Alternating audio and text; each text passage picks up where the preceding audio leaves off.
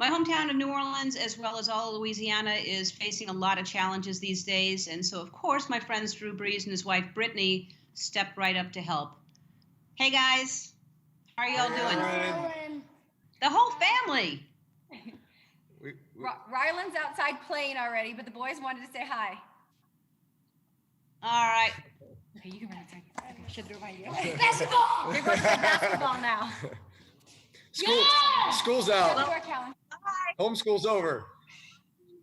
It's crazy time. So who is, by the way, it's so great to see your both of your faces. I've been texting with both of you, and I reached out immediately when I heard what you did for New Orleans, and you're both just awesome. I love you both, and you know that. So it's great to see your faces and talk to you like this.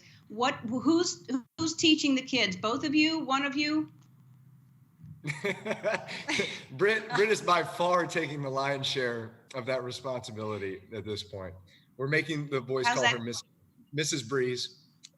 Bring her shiny red apples, and well, I flunked 2 kids already, and I may be fired for drinking on the job, so it's not going well. Wow. I like it. It sounds like most of my teachers when I went to school. So what's happening with alone time? I mean, this is crazy for all of us in so many ways, but let's just talk about the obvious, which is, do you get alone time? We haven't really gotten any alone time. We might have come up with a plan with having a scavenger hunt inside the house that ends with us locking them in the closet, but we haven't perfected it yet. That may be our only window. They can't hear me. It's totally fine. Right. They're locked outside right now. So actually, this is the most alone time we've had. This is our alone time. Probably 3 weeks right here, right now. All right. Then I'll check in with you daily. We can do it a few times a day, and then it's party time now. Who knows what they're doing out there? Right. Let them go. Okay. So let's talk about this. You donated $5 million to Louisiana. Again, I love you both so much. Where is this money going exactly? So at this one, obviously, we spent a lot of time assessing the greatest need in Louisiana, and not just New Orleans, but throughout the state. And as you know, so much of the lifeblood of Louisiana is small business. It's the hospitality industry. And so many of those people have been laid off, don't have a source of income right now. And we felt like, just from talking to many people, that the biggest need were meals. We're being able to feed kids on meal programs, feeding seniors, getting them meals, feeding frontline healthcare workers, childcare facilities where a lot of these healthcare workers are needing to drop their kids off so that they can go and help people that have the virus. So I think for us, we felt like, let's align ourselves with a great organization like Second Harvest Food Bank, which we did in New Orleans. They are really in charge of all 5 food banks throughout the state of Louisiana. And first thing was first is, how can we feed as many people as possible and make sure that they have some of their most basic needs, which I think the first thing you think of is, roof over your head and the ability to feed your family. Wow. That's yeah, you think about all the different, as we know, we're watching the ripple effect of this virus and what it's creating. And obviously a lot of kids depend on their meals going to school. And as you said, there's a lot of elderly people who can't get out. There's so many people in need right now. So that is going to help a lot of people. Y'all are awesome for doing that. You've been on the phone with the mayor of New Orleans, the governor of New Orleans, the governor of Louisiana, trying to, what are they saying? Well, again, the need is great. And at this point, New Orleans kind of became one of the epicenters, along with New York and a few other places. A lot of people feel like maybe that was Mardi Gras related, when all of a sudden 1.4 million people show up in New Orleans, whereas otherwise you're talking about a city of 300,000. So all those people left, but somehow the coronavirus stayed, and it became a big problem. So I think the biggest message is, not only are you battling with the fact that so many people are now out of work and have no ability to support their family, but you also have a lot of people that are now in danger of contracting the virus just because it is so present. So it's that challenge of keeping people safe, keeping them away from the virus, and then still finding a way to support them. And that's why, what we're finding with so many of the meal programs is the way that you pack is different than just, creating a soup kitchen or something where everybody can show up and you can feed thousands, right? This is where you have to be so careful with individually packing each and every meal, delivering them in a very safe manner, and doing it to where, no one is slipping through the cracks. I mean, we want to make sure that we can get to everybody. But that's the biggest challenge right now, is identifying those people and getting to them. Wow. We'll be right back. All right, we are back with the incredible Drew and Brittany Breeze. What is I think a lot of people look to both of you for hope. What is your message to everybody right now that's suffering in the country? It's exactly that. It is a message of hope. It is that we're going to get through this, but we need to get through it together, right? We all need to lean on one another. It's a bit of love your neighbor, take care of your neighbor, look out for your neighbor. Everybody has a part in these relief efforts, in this recovery. The responsibility to do the right thing in regards to, protecting your family and keeping them out of harm's way. And at the same time, that keeps others out of harm's way as well. So listen, we'd be the first ones to tell you that this is not an easy situation, right? I think so many families, so many parents have been thrust into really, really difficult circumstances, right? They're working from home and yet they have to homeschool their kids at the same time. So nothing about this is normal for anybody, right? But it has to become the new normal, and it's the new routine for however long it takes. And I think the more disciplined, the more diligent we are with this right now, I think the better off we will come on the backside of this. But there's no doubt in my mind, our country, our citizens, our people, we are so resilient. We have so much resolve. We've been through so much. And listen, I think the best of America, the best of Americans will show once we get out of this process and we are on with normal life. Just through adversity. I think, it makes you so much stronger. It challenges you in a way, it stretches you in a way, and it shows you the things that you took for granted before, and the things you took advantage of, and to really look at the positive in the situation. If you look around, so many people are doing amazing things. These healthcare workers, these doctors, these, nurses, all of these people are really stepping up and rising to the occasion. Look at the best in people. And that's what we're continuing to do. Hopefully other people lead by example, and more people, it just kind of trickles down. It's going to be okay. If we can just all do this together, it's going to be okay.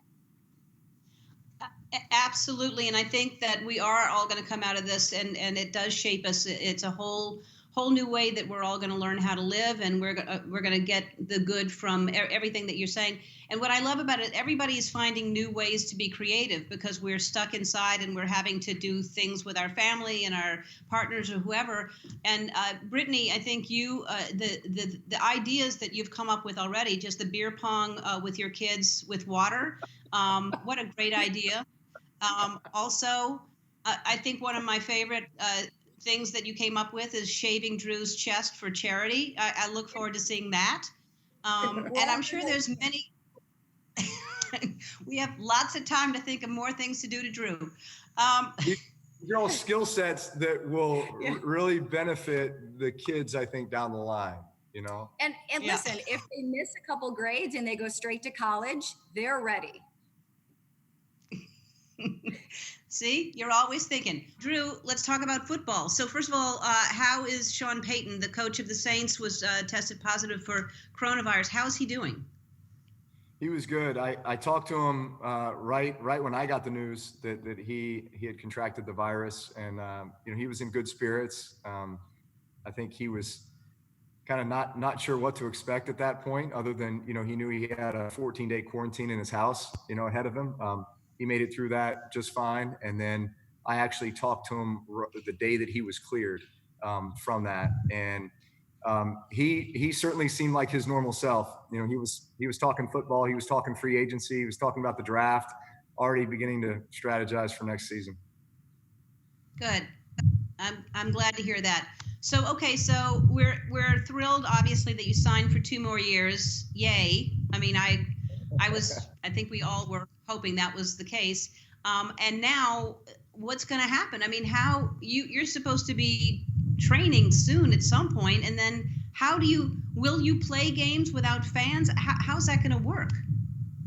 Yeah, when that was first said, and obviously they were talking about basketball when they first started saying that, hey, we might still play the games, but we can't have the crowds, so no fans in the stands. That was the first time I ever thought about playing a really meaningful game in a situation where you don't have any fans. From Texas high school football through college in the Big Ten, through to games now in the Superdome, you're used to those loud, electric, just atmospheres, and so I think it would be really weird.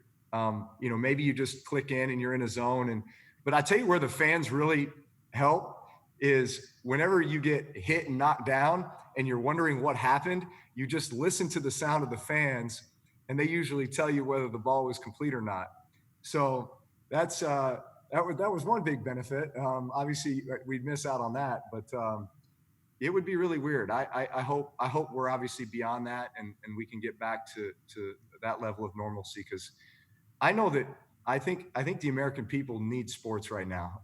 That's typically something that's really brought us through a lot of tough situations throughout our country. I think people have been able to lean on their local sports teams or national teams to, just unite them and get their mind off the challenges of daily life and daily struggle. And, we don't even have that right now. And I think that's another reason why this is so tough. And obviously we hope that football can be back to normal when or this can be back to normal so that we can play real football. Are you working out at home? Are you training as if you're going to go back soon? I'm trying to do what I would normally do, just the same routine. It's a little different. Normally I would go to a gym, be training with other NFL guys and with some of my mentors. Haven't been able to do that. And so there's been some FaceTime and Zoom workouts, but a lot of it's just been on our own. This is my new workout partner right here for the time being. I eat while he works out. We have fun. Now, and one more question about football. You and Tom Brady are now in the same division. What does that mean to you? Yeah, well, the division just got a little bit better, didn't it? In addition to that, Teddy Bridgewater, who played, so well for us with the Saints last year, when I got hurt, he's now the starting quarterback for the Carolina Panthers. So our division has Teddy Bridgewater, Tom Brady, Matt Ryan, and myself with the Saints. It's going to be. It's always been a very challenging division, and it just kicked up a notch. Oh, it's going to be great. Okay, here's what I'm going to do before I say goodbye to you. We have you both have seats in my audience. We have the Drew and Brittany Breeze seats in the audience, and now I'm going to be doing my show from here, from my living room, for as long as I don't know how long I'm going to do it. So we only have, I don't have that many chairs left, so I'm going to put this on a chair over here. Hold on. Perfect. Oh, excellent. There. So whenever we have the Drew and Brittany Breeze seat right there. Not that anybody can sit next to me, but there it is. So whenever social distancing goes away, we're on our way. Yeah, you're both going to sit right there on top of each other. I like that. It'll be the first time together in a while, so it'll be perfect. Very romantic. We'd appreciate that. Thank you. All right. I love you both so very much. Thank you so much for everything you do for New Orleans, for Louisiana, and just for the world. I just adore both of you. Thanks so much, Drew, Brittany Breeze. Hi, I'm Andy. Ellen asked me to remind you to subscribe to her channel so you can see more awesome videos, like videos of me getting scared or saying embarrassing things, like ball peen hammer, and also some videos of Ellen and other celebrities, if you're into that sort of thing.